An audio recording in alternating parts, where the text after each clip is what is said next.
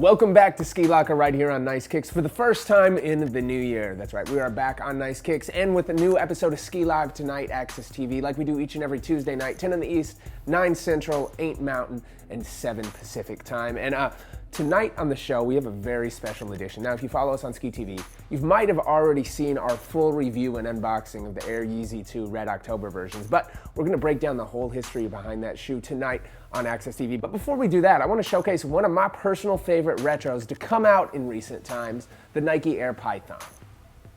Now first up, let's go through some of the history of the shoe. So the Nike Air Python was originally released in 1987.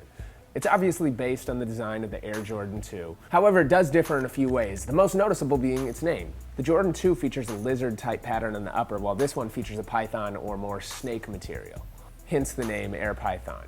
The mold for the bottom of the shoe is also based off the Air Force 2, and it was released originally 1 year after the Air Jordan 2. The shoe was also important in its role as Nike made a transition from not just being an athletic shoe wear company, but to becoming a fashionable shoe. As you can see, the Nike Air Python has no swoosh on the shoe at all. Rare for a shoe at its time following the Air Jordan 2's footsteps. In fact, the only Nike you see is the Nike text, which isn't even the traditional Nike text, on the back and on the tongue.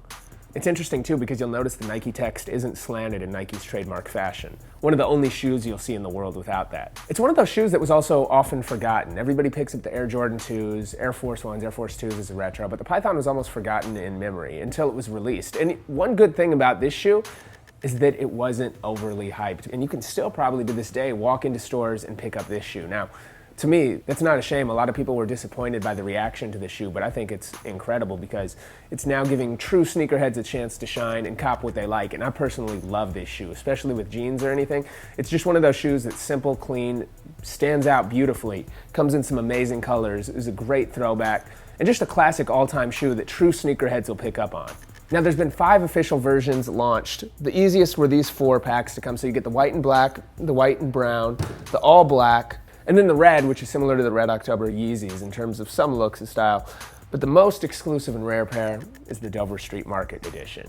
Now this version features an all-leather black python premium material throughout the shoe. It also features a 3M reflective tongue and the Dover Street Market insert on the inside. As you can see with the box, it doesn't come with anything special other than being wrapped in Dover Street Market paper.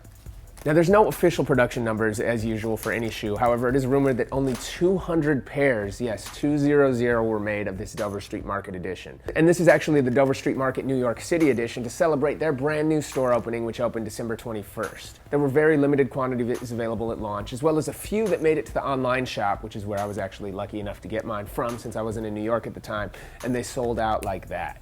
This shoe is actually probably more limited than a lot of those that you want, including the Yeezy, but it still is going for an under $500 range if you want to get a pair on eBay today.